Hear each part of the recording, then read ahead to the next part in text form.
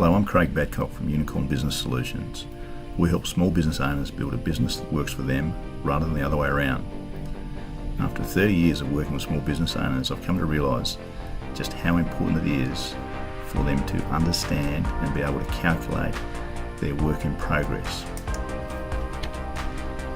So most builders and contractors do jobs that span a month and sometimes a year end.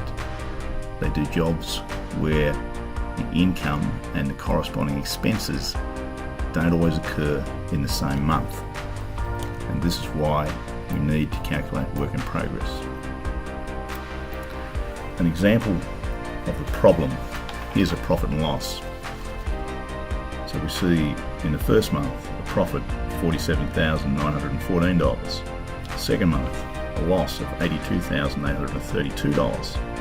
Third month a profit of $8,498, followed by a profit of $803, followed by a loss of $32,813, and so on. These figures don't make any sense.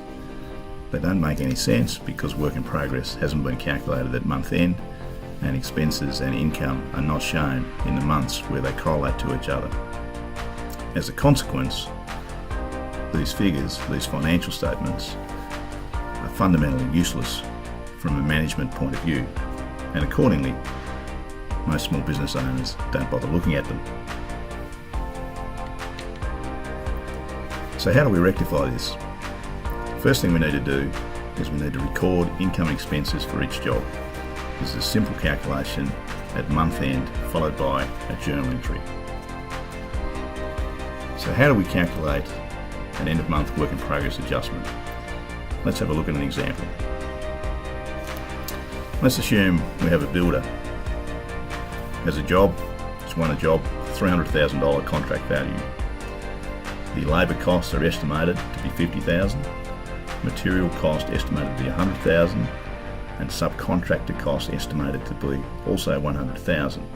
This is $250,000 in costs, so we're aiming for an expected profit of $50,000.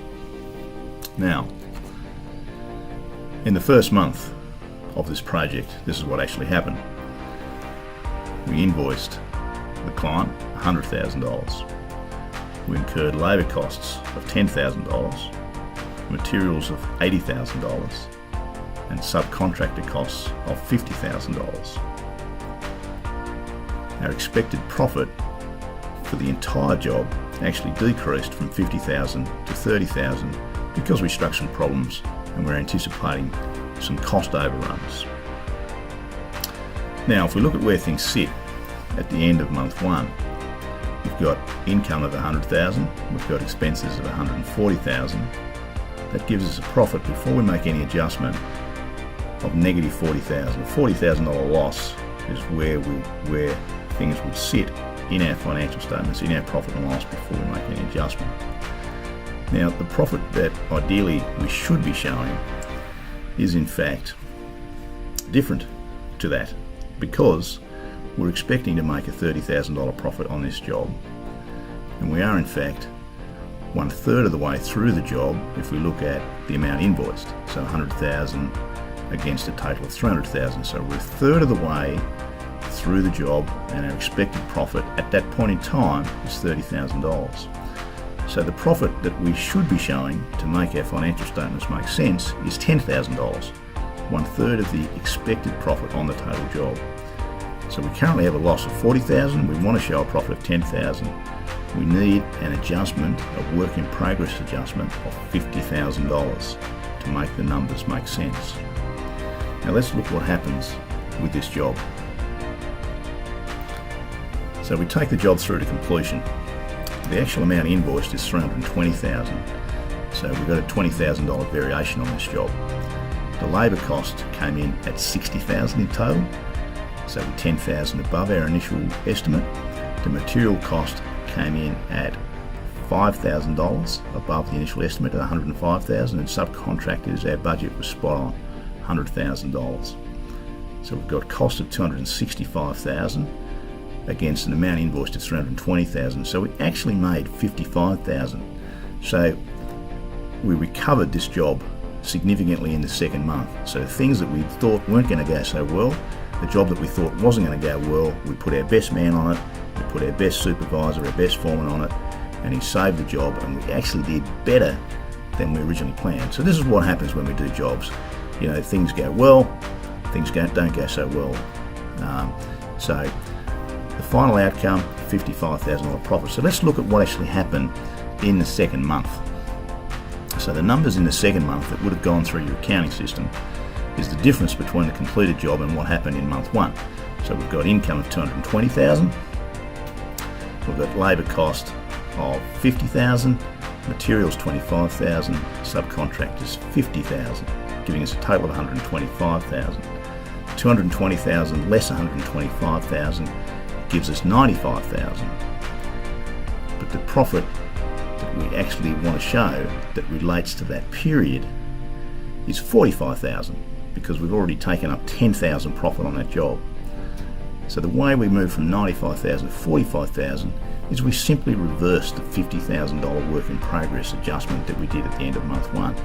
We reverse that out in month two, and we end up showing for this job $10,000 profit in month one, $45,000 profit in month two. Without the work in progress adjustment, we would have showed a $40,000 loss in month one and a $95,000 profit in month two. Now those numbers are completely misleading. If we're doing multiple jobs, they can add together, and we end up with a nonsense. We end up with financial statements that are a nonsense. So the things we need to remember with work in progress is, firstly, we need to record the costs for each job. We need a system to do that efficiently.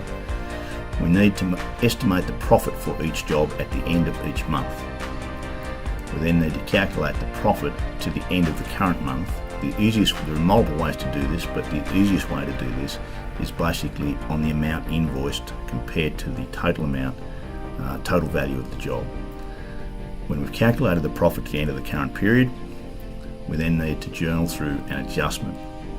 In the following month, we reverse that adjustment. So it's an in and an out, because ultimately what we're dealing with is a timing issue.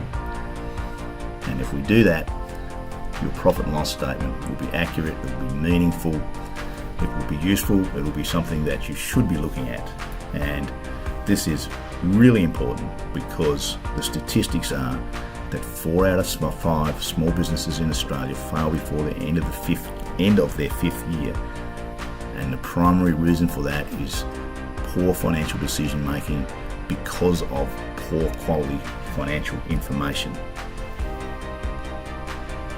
Now, if you'd like any more information on work in progress, or you'd like to learn how to build a business that works for you rather than the other way around, go to our website.